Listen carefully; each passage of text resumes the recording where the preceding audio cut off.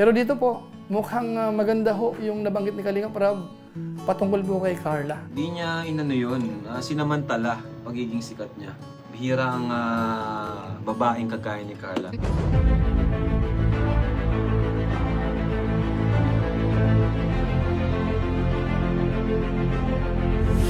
Ayun, shoutout guys. Muli po, welcome to my YouTube channel. Ito po si Kuya Julay, ang inyong katugang, ang inyong kalingap, na muling bumabati po sa inyo ng magandang araw, magandang gabi, sa ang sulok man po tayo ng mundo naroroon. At sa araw na ito, meron po tayong panibagong vlog. Pag-uusapan po natin yung patungkol po kay Carla. Dahil sa pagkakataong ito, may mga binanggit po si Kalingap Rab. Parang ang dating po dito ay talagang napahanga po si Kalingap Rab sa mga ginagawa po ni Carla. Although, syempre po, sa ating mga manonood, maraming mga bagay naman po tayong napupuna kay Carla na masasabi natin na okay po siya.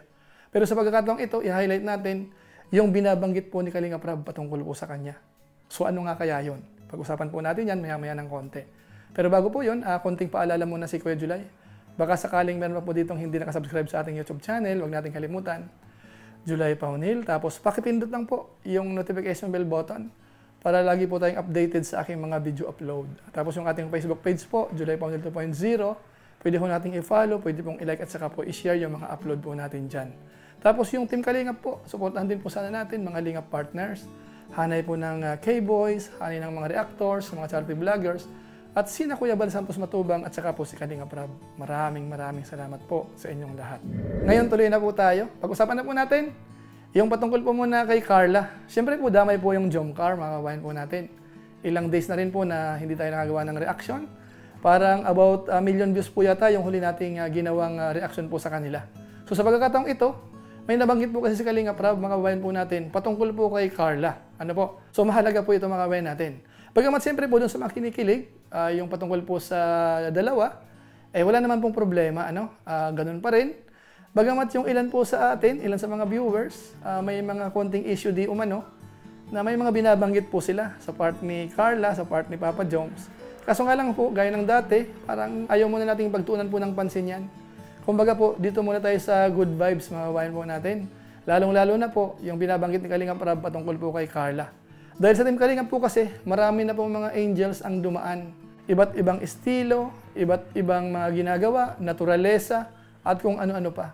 Pero dito po, mukhang maganda ho yung nabanggit ni Kalingap Rab patungkol po kay Carla.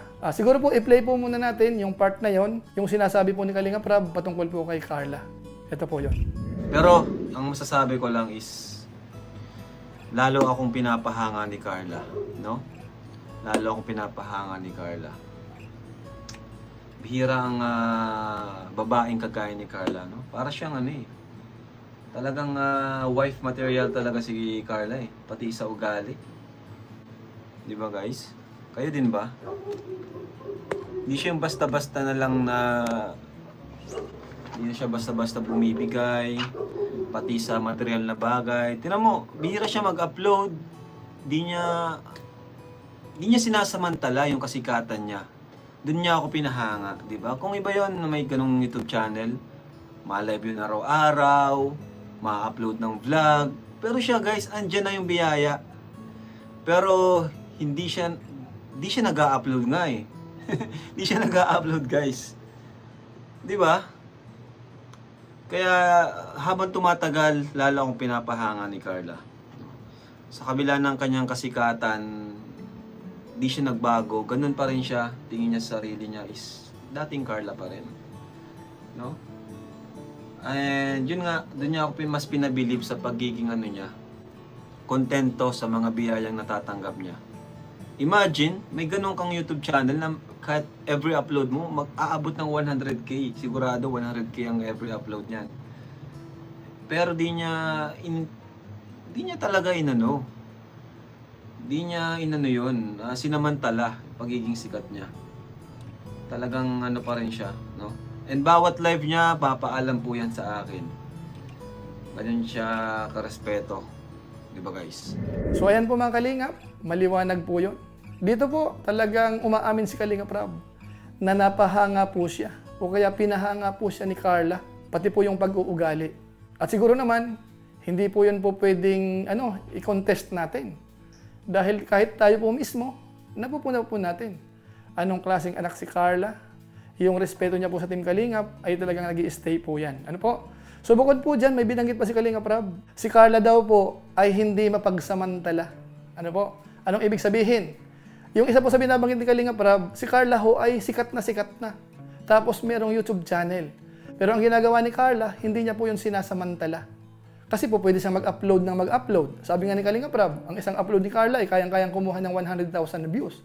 Pero hindi po ginagawa ni Carla. Halos wala po siyang upload. Paminsan-minsan po nagla-live. At alam naman po natin, kapag ka po naka-live po si Carla, ang dami pong super chat na natatanggap. Maraming pakulay. Pero mapapansin po natin, bihira rin po siyang mag-live, mga kabayan natin. Dahil kung iba-iba po yan, ay nakitang maraming pakulay, baka araw-arawin yan. O kaya baka hindi lang isa sa isang araw. Baka 2 or 3, mga kabayan natin. Tapos yung upload, sasamantalahin na. Kasi ito na may opportunity na Napasikat na ng Team Kalingap, pwede na pong samantalahin. Tama kayo. Pero hindi po yan ginagawa po ni Carla, mga kabayan natin. Tapos bukod po doon, sabi ni Kalingap Rab, si Carla ho, ay parang hindi siya nagbago. Hindi nagbabago yung kanyang pag-uugali. Kung paano siya nakilala noon, mahiyain, maingat magsalita. Ganun pa rin po, mga kabayan natin. Siguro naman, kung ating natatandaan, si Carla ho, nung nagtitinda po ng puto, ramdam po natin na napakamahiyain ho talaga. Tapos doon sa mga vlog ho, unti-unti na na-overcome po yun. Hanggat sa dumating po si Papa Joms, na-guide po si Carla, unti-unting nawala yung hiya, tapos nagkakabiruan na. Hanggang ngayon nga po, ibang Carla na po, kung ang pag-uusap ay yung pagiging mahiyain niya po noon. Malaki po ang pinagbago. Pero sa pag-uugali ho, sabi ni Kalingap Rab, hindi ho nagbabago si Carla. At yung respeto, hindi ho nawawala. Biro nyo, kapag ka ho gagawa ng vlog o kaya magla-live, alam nyo po ba na si Carla ho ay nagpapaalam pa po kay Kalingap Rab. So matindi ho. Ganun po katindi ang respeto po ni Carla sa Team Kalingap. Lalo na po kina Kuya Bal at saka kina Kalingap Rab, mga kabayan po natin. At hindi lang po yan. Pati po yung pati yung patungkol po sa Jomcar, mga kabayan natin, may binanggit din po si Kalingap Rab patungkol po dyan. So yan, nakakatuwa si Carla. Even dun sa last episode, yung mga sinabi niya kay Joms, nakakabilib din po talaga. Si Carla bihirang magsalita, pero yung lumalabas sa kanyang mga sinasabi ay talaga namang kapupulutan ng aral, lalo na sa mga kaedad niya. So yan mga kababayan po natin. So sa kabuuan, mukhang puro positive ho yung nabanggit ni Kalingap Rab patungkol po kay Carla. Si Carla ho ay maingat magsalita. Bagamat siyempre, napapansin natin, matipid po siya. Hindi siya yung daldal ng daldal, mga kababayan natin, parang pinag-iisipan po muna ang kanyang mga sasabihin. At saka siyempre po, alam naman natin, kung patungkol po sa pamilya, ay talagang matindi ho ang pagmamahal din po ni Carla. Na kung saan po ay magandang bagay po yun. Kahit siya po ay nag-aaral, talagang naalala niya po yung kanyang mga magulang at nagbibigay po siya, lalo na po sa mga pang-financial na bagay. So yan po yung mga ilan sa mga binanggit po ni Kalingap Rab kung paano po siya humahanga kay Carla. Kaya siguro po, ituloy lang muna natin yung pagsuporta po sa mga vlog po ng Jomcar, yung mga nagmamarathon, yung mga million views po na mini-maintain po ninyo, yun naman po ay hindi tayo nagkukulang para bigyan po kayo ng update. Kung sakasakali may mga konting issue, naririnig natin sa ilan, na may mga konti di umano, ay siguro po, medyo muna natin ng konti yan. Siguro po kapag dumating ang panahon na medyo talagang, yung mga proof ay medyo maganda-ganda na, ay pwede nating pag-usapan. Pero sa ngayon ho, parang ayaw muna nating maniwala. Yung ilan po kasi may nagsasabi na para bang medyo malamig-lamig na si Carla kay Papa Joms ngayon. Baka raw meron na siyang ibang nagugustuhan. Paano masabi? Samantalang si Papa Joms naman po, ay agresibong-agresibo. Minsan nga po nabanggit ni Kalingap Rab, parang nag-overthink po si Jomar. So para ba ang dating ay ina-anticipate niya yung mga bagay-bagay na parang minsan hindi naman. Kamukha nga po nung last vlog na napanood po natin. Iba po yung drive po ni Papa Joms po doon. Talagang meron siyang gustong mapatunayan. So sa atin naman ho, mukhang wala naman pong problema. Kung maging agresibo man po siya, basta ang mahalaga ho ay talagang seryoso po siya sa kanyang ginagawa. Diba mga kabayan natin? Pero yung mga bagay na yan, gaya ng madalas ko pong sinasabi, mapapatunayan naman po natin yan o kaya isasaysay naman po yan ng panahon. So hintay lang po tayo pagdating ng mga panahon kung ano ba talaga ang totoo po nilang nararamdaman.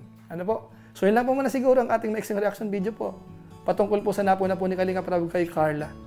Ano po? So maraming salamat po sa inyo at pansamantala po magpapaalam muna tayo. Pero gaya po ng dati, gusto ko lang po munang pasalamatan yung ating mga supporters. Lagi pong nanonood ng ating mga vlog sa ating YouTube channel, minsan sa ating live stream, plus yung ating Facebook page po. Maraming salamat. Lalo na po doon sa mga hindi po nag-skip ng ads, masipag mag-like at saka po nag-share ng ating mga videos. At kung inyo po ito nagustuhan, pwede po nating i-share. So maraming salamat po. At nga po pala, batiin po natin ng Happy Mansari po ang Jomcar. At antabayanan po natin yung next vlog po ni Kalinga Prab patungkol po sa dalawa. So maraming salamat po. So muli, ito po si Kuya July, ang inyong katugang, ang inyong kalingap na pansamantalang nagpapaalam po muna. Kita-kita ulit tayo sa mga susunod ko pang vlog. Maraming salamat sa inyong walang sawang pagsuporta po sa ating YouTube channel. Pagpalain naman kayo ng Diyos, mabuhay tayong lahat. God bless. Bye-bye!